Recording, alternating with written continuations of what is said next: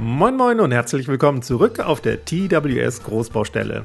Denn ich möchte euch zum einen ein kleines Update zu meiner Fantasy-Stadt geben und mich zum anderen für euer immenses Feedback zum vorherigen Video und all die coolen Vorschläge bedanken. Ich hatte euch ja gefragt, wie die 90 x 90 cm große Spielplatte bemalt werden soll. Unglaublich viele Vorschläge kamen da zusammen, wobei einige von euch die Idee hatten, dass man die beiden Uferseiten ja auch thematisch trennen könnte.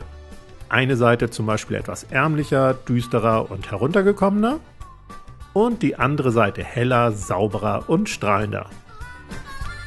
Und genau so wird's passieren, denn so kann ich euch im Buch direkt 2 Bemalanleitungen anschaulich präsentieren. Denn wie gesagt, diese Platte wird eines meiner größten Projekte für mein Spielplattenbuch, das im vergangenen Jahr dank vieler TWS-Zuschauer über Kickstarter finanziert wurde. Bis zur Bemalung wird es allerdings noch ein wenig dauern, denn nachdem ich kürzlich erst sämtliche Mauern mit Ziegeln verkleidet und alle Treppen platziert hatte, bin ich aktuell noch am Fliesen. Und wie ihr euch sicherlich vorstellen könnt, ist so ein knapp 90 x 90 cm großes XXL-Puzzle nicht an einem Tag fertiggestellt. Auch nicht an einem Wochenende.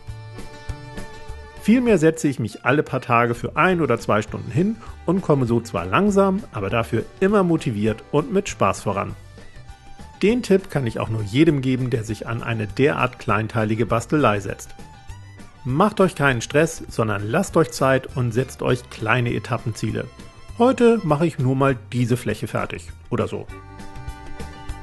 Geht mit Lust und Spaß an die Sache und gönnt euch kleine Pausen, damit ihr nicht irgendwann die Motivation verliert. Aber natürlich denke ich auch mal zwischendurch, Alter, was hast du dir da angetan?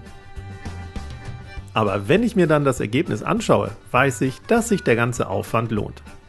Außerdem kann ich so am besten Tipps, Techniken und Ratschläge für die vielen Anleitungen für euch im Buch sammeln.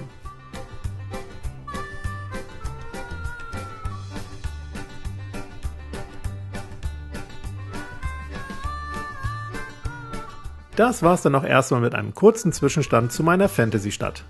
Die Bemalung der beiden Uferseiten wird dann Thema der nächsten Folge sein. Freut euch schon mal auf die beiden Farbvarianten. Die ausführlichen Anleitungen gibt's wie gesagt in meinem kommenden Spielplattenbuch. Und wer die Kickstarter-Kampagne verpasst hat, kann aktuell immer noch per Late Pledge einsteigen.